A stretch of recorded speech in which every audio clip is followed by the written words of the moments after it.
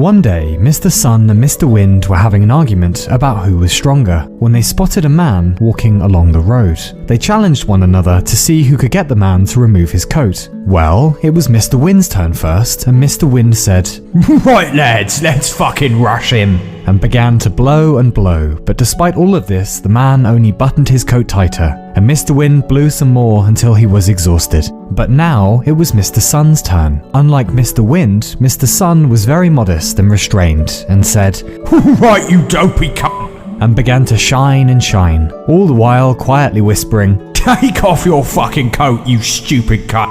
And the day got warmer and warmer, and sure enough, the man took off his coat, proving once and for all that it's always nicer just to be nice. Well, Mr. Sun was rather pleased with himself, as you can imagine. "Oi, you see that, you fucking wind cunt?"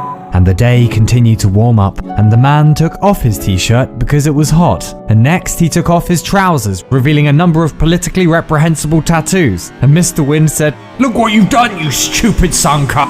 Look what you've gone and fucking done!"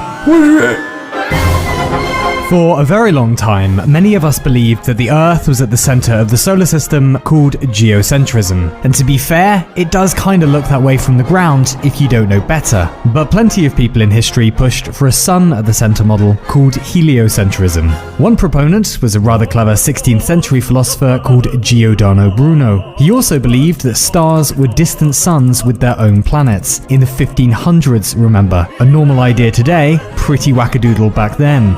Anyway, the Catholic Church of the day were big supporters of Bruno's heliocentric ideas and celebrated his genius by lighting a big lovely bonfire, which they popped him on top of. Centuries later, in the early 1900s, and scientist Alfred Wegener noticed that the continents fit together a bit like an awkward jigsaw puzzle, particularly East and South America and Western Africa. He came up with a theory of continental drift, the idea that the continent started as one big megamass called Pangaea and slowly drifted apart over millions of years. "Hey, that's a great idea," no geologist of the day said, and continued to fling intellectual shit at him non-stop for the remainder of his life. It would take about 70 years, or one Bill Murray, for folks to realize he was actually spot on. Kind of difficult to apologize though, what with him being dead and everything. September 15th, 1999, and the Mars Climate Orbiter is just about to enter Mars orbit. It does, though with a little too much enthusiasm, barbecuing itself. The reason? Because the spacecraft was quite sensibly using metric measurements, while the software back on Earth was using imperial. I can sympathize somewhat. Having left England years ago, I'm still only able to conceive of the world in terms of stone,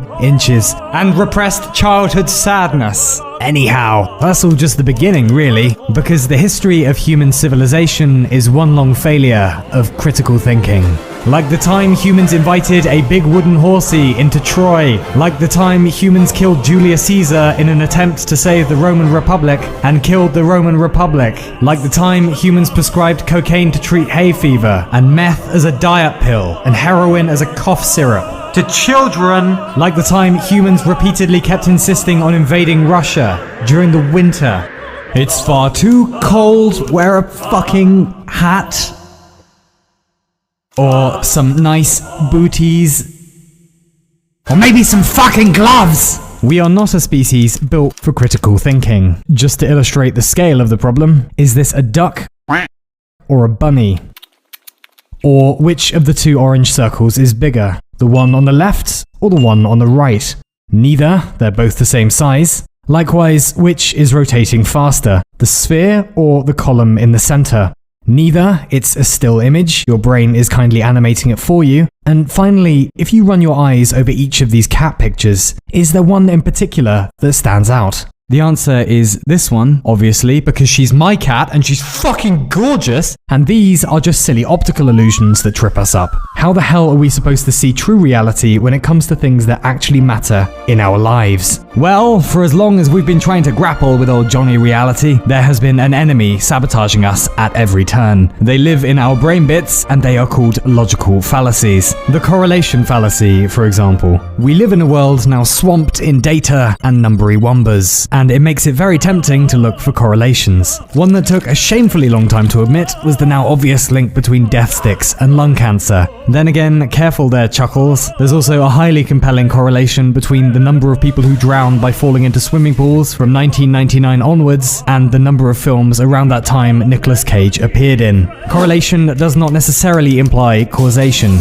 Begging the question, this is the Ouroboros of bullshit logic. Someone declares, "I own your house now." You respond, "Why?" They respond, "Because I have your keys." "Why do you have my keys?" "I already told you, Jerko. Because I own your house." You will see this all the time in public debates. Very weak tea indeed. The slippery slope. Perhaps you suggest to someone that it might be time for them to give up snorting detergent. A slippery slope response would be, "Well, what do I give up next? Shoes, then water, then breathing? Is that what you want?" No, this is clearly not what you meant. It is possible to make a change to the status quo without the complete collapse of physical reality. The false dichotomy. This is the dick move of presenting an A-B choice that isn't actually A or B. These include things like, well, either we save the rainforests or we save the whales. You decide.